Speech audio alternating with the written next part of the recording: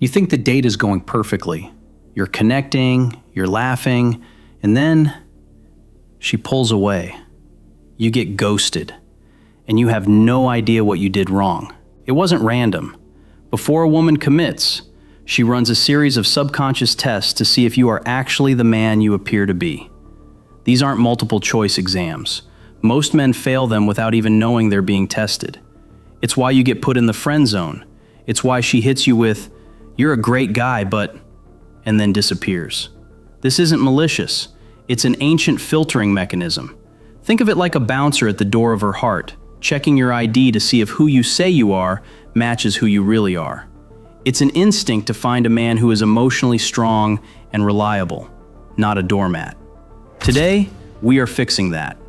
We're revealing the 7 secret tests women use to see what you're made of. If you want to stop getting confused by mixed signals and become the man who passes with flying colors, keep watching.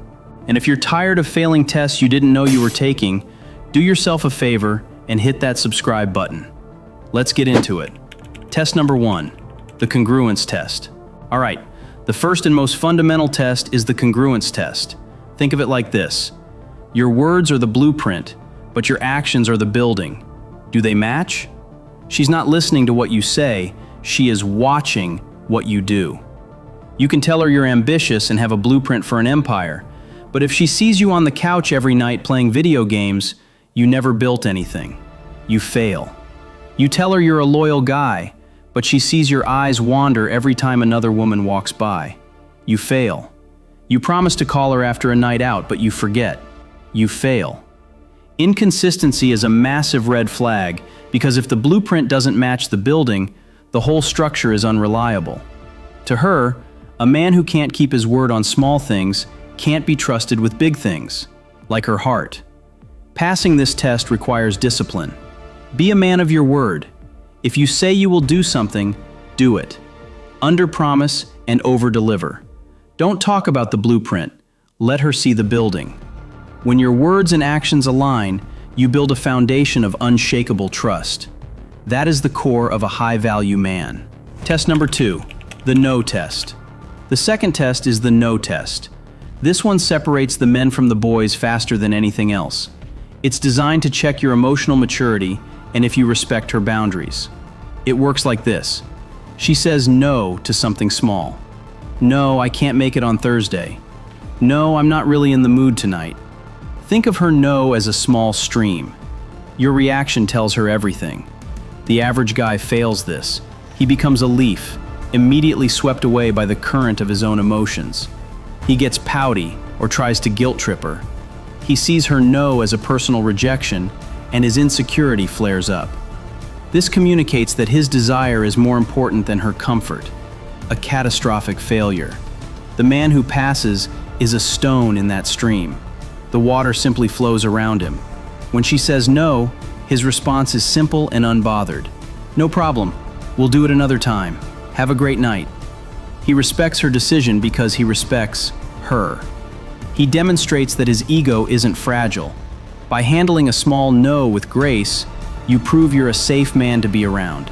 And that is incredibly attractive. Test number 3, the pressure test. This is where she subconsciously finds out how you handle conflict and emotional intensity. A woman needs to know if you're the kind of man who can stand in the rain without melting. The test comes in many forms. She might challenge one of your opinions. She might get moody about something totally unrelated to you. She's not trying to start a fight. She's checking your emotional center. Can you stay calm, or will you crumble? Most men fail by becoming defensive. They immediately try to win the argument or dismiss her feelings. They become another wave in her emotional storm instead of being the lighthouse that guides them both to safety. To pass this test, you must remain grounded. Don't get reactive. If she challenges you, stand your ground respectfully, but without aggression. Say, I see your point, but I see it differently. If she's emotional, don't try to fix it. Be a calming presence. Say, I hear that you're upset. Talk to me. A man who can handle emotional pressure without losing his cool is a leader. He's a rock she can depend on, not a leaf that gets blown around by every gust of wind.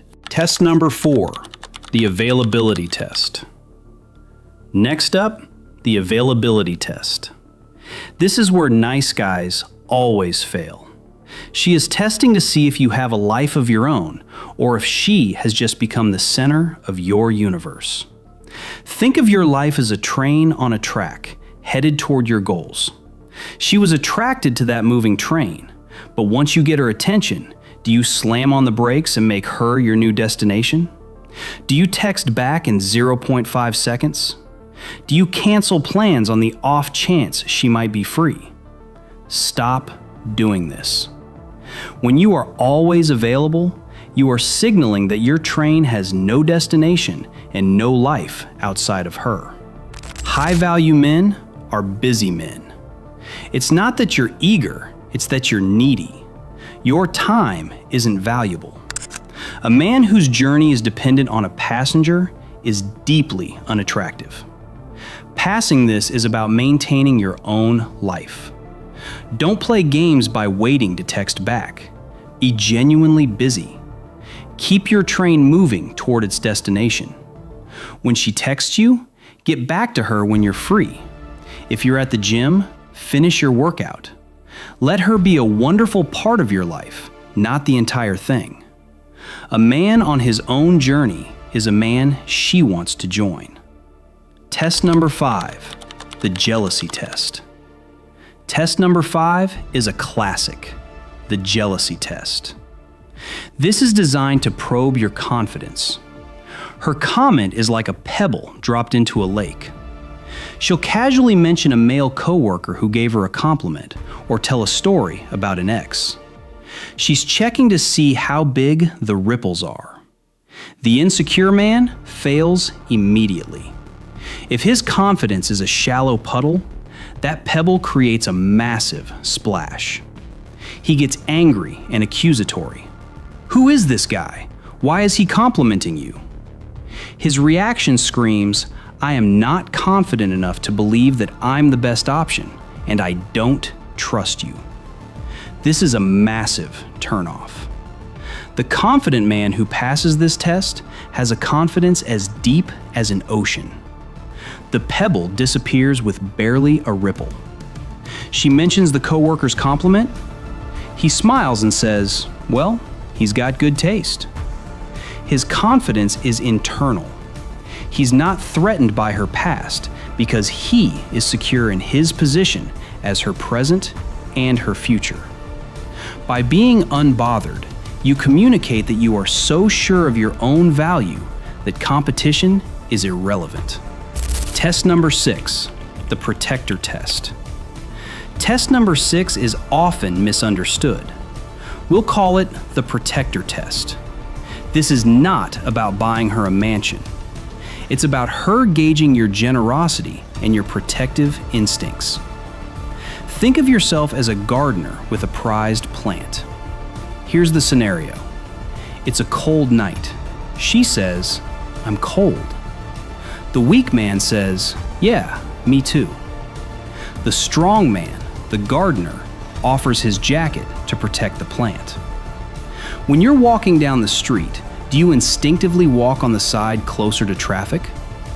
When the bill comes on the first date, do you hesitate or do you confidently take care of it? A man fails this when he acts selfishly. He complains about the cold. He wants to split a coffee bill down to the penny. It's not about the money, it's about the mindset. A gardener doesn't complain about the cost of water. He provides it instinctively. Selfish behavior signals that he is only looking out for himself and is not a man to build a life with. Passing this test is about demonstrating a generous and protective spirit. Offer your jacket. Handle the first date bill with confidence. Make sure she gets home safely. These small acts show you have the instinct to care for the people in your life. You're showing you're a giver, not a taker. Test number 7, the future test. Finally, test number 7, the future test.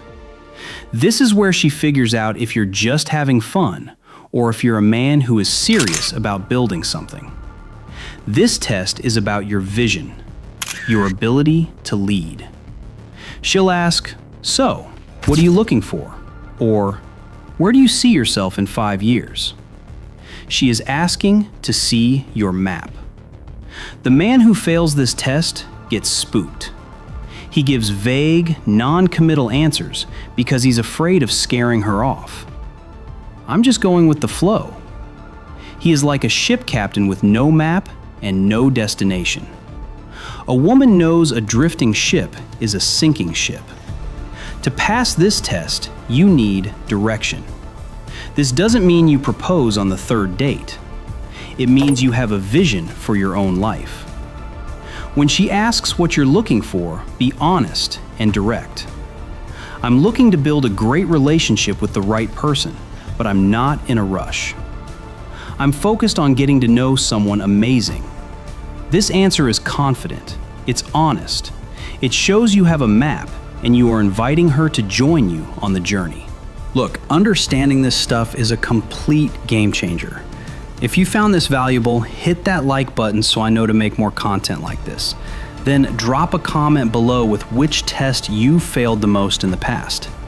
And of course, if you haven't already, subscribe for more no BS advice. Welcome to the Brotherhood.